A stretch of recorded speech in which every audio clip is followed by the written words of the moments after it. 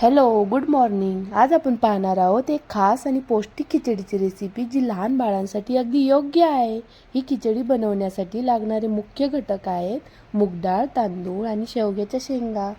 कुकरमध्ये थोडं तूप गरम करून त्यात थोडीशी मोहरी घालायची. मोहरी छान तडतडली की घालायची 4-5 कढीपत्त्याची पाने आणि चिमूटभर हळद पावडर.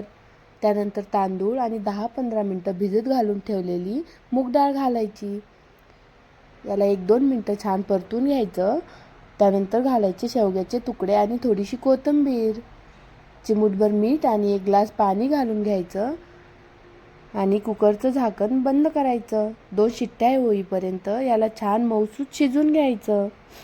शेवगा बाळांच्या हाडाच्या विकासासाठी आणि रोगप्रतिकारक शक्तीसाठी खूप उपयुक्त असतो. शिजल्यावर गरज वाटल्यास हलकं मॅश करून घ्यायचं.